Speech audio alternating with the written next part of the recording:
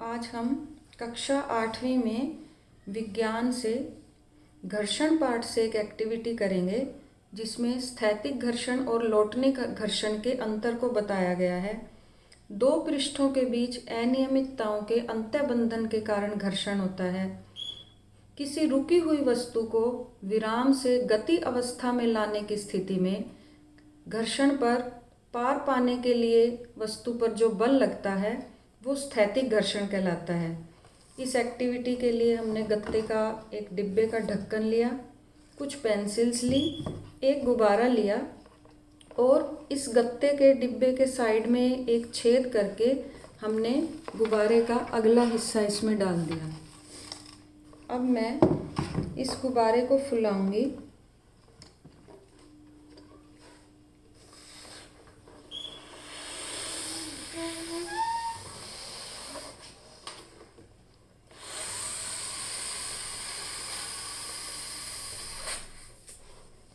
और इस गुब्बारे का ये सिरा पकड़ के और मैं इसे छोड़ दूंगी।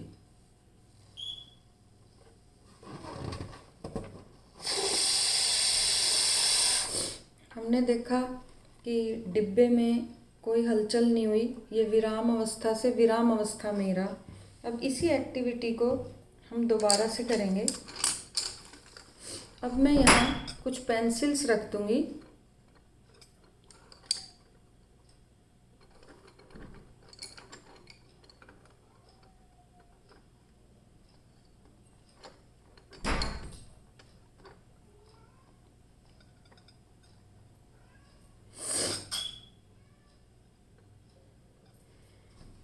अब हम फिर से इस गुब्बारे को फुलाएंगे।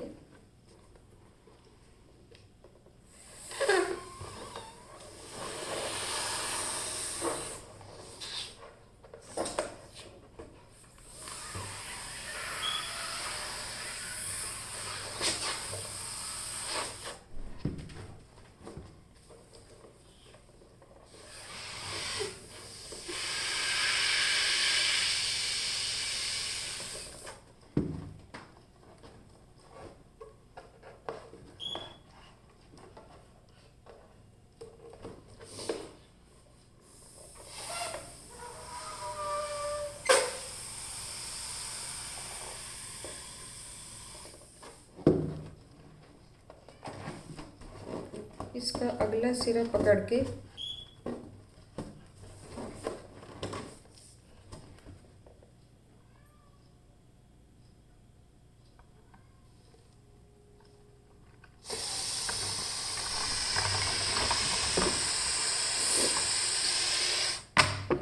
अब आपने देखा जब मैंने ये पेंसिल रखी तो ये डिब्बा इस पे सरकना आरंभ हो गया।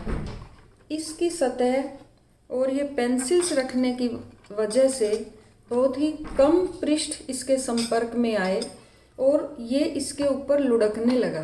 तो जब कोई वस्तु दूसरी वस्तु पर लुढ़कती है तो उसकी गति के प्रतिरोध में लोटनिक घर्षण लगता है।